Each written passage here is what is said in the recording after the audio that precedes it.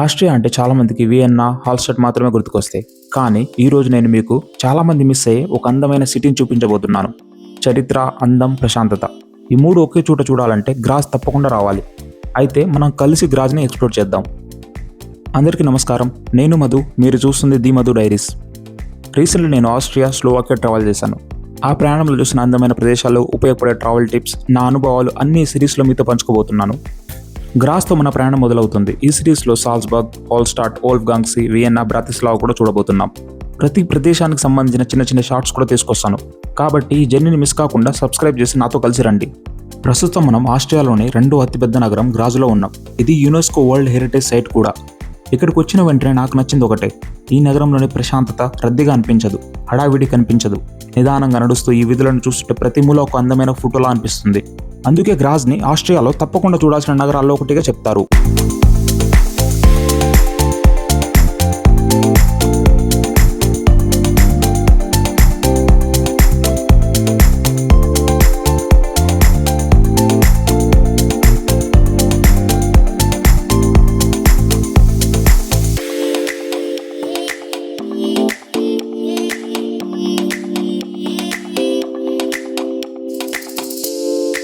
Vienna నుంచి గ్రాజ్కి ట్రైన్లో సుమారు 2.5 అవర్లో చేరుకోవచ్చు. ప్రయాణం కూడా చాలా అందంగా ఉంటుంది.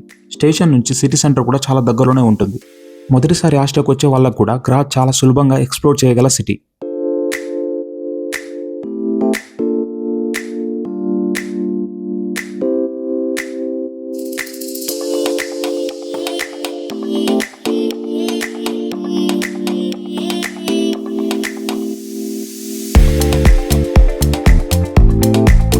ఇదే ఆఫ్ ద ప్లాట్స్ అంటే మెయిన్ స్క్వేర్. గ్రాజ్ సిటీకి హార్ట్ లాంటి ప్లేస్.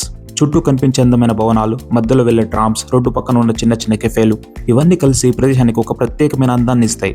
ఇక్కడికి వచ్చి కాసేపు కూర్చొని చుట్టూ చూస్తూ ఉంటే గ్రాజ్ సిటీ ఎందుకు ఇంతమందికి నచ్చుతుందో మీకే అర్థమవుతుంది.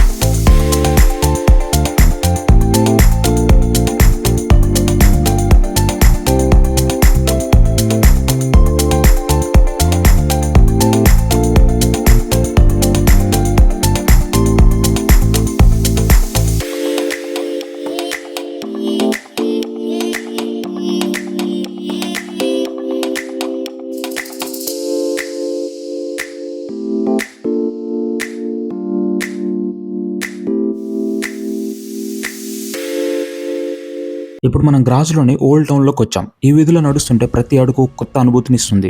ఇక్కడ పాతకాల భవనాలు, చిన్న చిన్న సందులు, ప్రతి మూలలో కనిపించే అందమైన ఆర్కిటెక్చర్ ఇవన్నీ చూసి ఎందుకు ఈ ప్రాంతాన్ని యునెస్కో వరల్డ్ హెరిటేజ్ సైట్గా గుర్తించారో అర్థమవుతుంది నాకైతే. గ్రాజ్లో ఎక్కువగా నచ్చింది ఈ ఓల్డ్ టౌన్నే.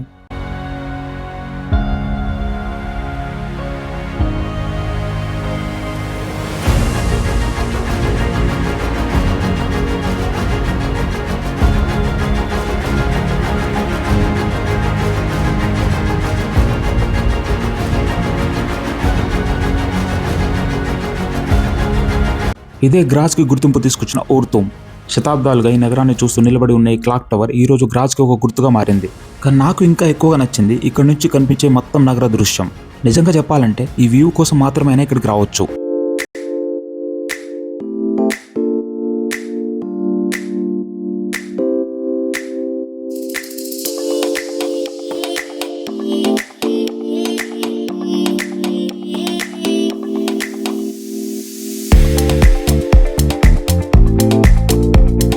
ఇప్పుడు ఈ క్లాక్ టవర్ నుంచి కొంచెం ముందుకు వెళ్ళి స్లాస్బర్గ్ను కూడా చూద్దాం. ఇప్పుడు మనం స్లాస్బర్గ్ మీద ఉన్నాం. ఒకప్పుడు ఈ కొండపై ఒక భారీ కోట ఉండేది. ఆ కోట ఇప్పుడు లేకపోయినా ఆ చరిత్ర ఇప్పటికీ ఈ ప్రదేశంలో కనిపిస్తుంది. కానీ ఇప్పుడు ఇది గ్రాజ్లోని అత్యంత ప్రశాంతమైన ప్రదేశాల్లో ఒకటి. ఇక్కడి నుంచి కనిపించే నగర దృశ్యం, చల్లని గాలి, పచ్చని ప్రకృతి ఇవన్నీ కలిసి మనసుకు ఒక ప్రత్యేకమైన ప్రశాంతతని ఇస్తాయి. మీరు గ్రాజ్కి వస్తే ఇక్కడ కొంత సమయం గడపడం మాత్రం అస్సలు మిస్ అవ్వకండి. స్లాస్బర్గ్ పైకి రావడానికి మీకు 3 ఆప్షన్స్ ఉన్నాయి. ఫస్ట్ వన్ నడుచుకుంటూ రావచ్చు, రెండోది అందమైన ఫునికులార్ రైల్వే, మూడోది లిఫ్ట్ ఆప్షన్. నేను ఫునికులార్ని ఎంచుకున్నాను. కొద్ది నిమిషాలను పైకి తీసుకెళ్తుంది. ప్రయాణం చిన్నదే అయినా చాలా అందంగా ఉంటుంది.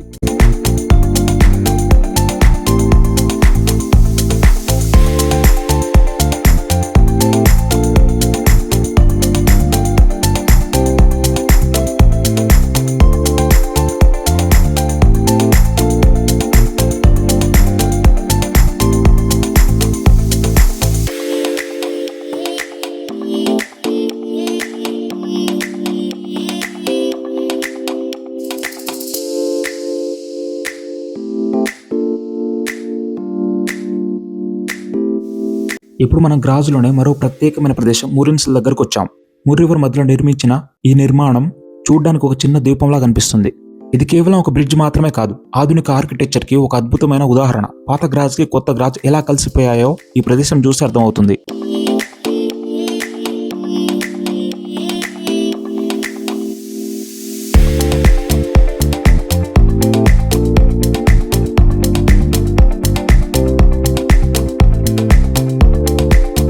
ఇదే కోన్స్తాజ్ గ్రాజ్. దీని డిజైన్ ప్రత్యేకంగా ఉండడం వల్ల దీనిని ఫ్రెండ్లీ ఏలియన్ అని కూడా పిలుస్తారు. పాత చరిత్ర మధ్యలో ఇలాంటి ఆధునిక భవనం చూడడం నిజంగా ఆసక్తికరంగా ఉంటుంది.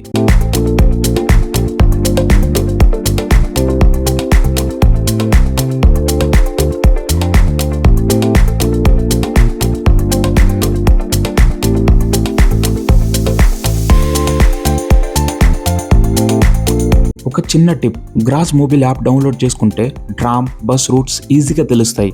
మరి వీలైనంత వరకు నడుచుకుంటూ నగరాన్ని ఎక్స్ప్లోర్ చేయండి. అదే గ్రాజ్ అసలు అందం.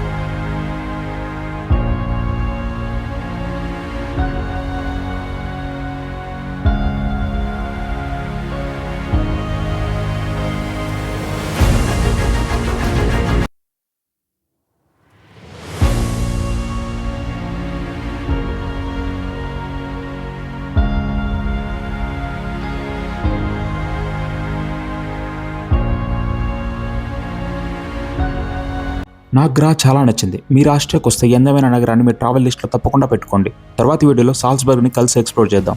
అప్పటి వరకు జాగ్రత్తగా ఉండండి, ప్రయాణాలు కొనసాగించండి. నేను మీ మధు, ది మధు డైరీస్.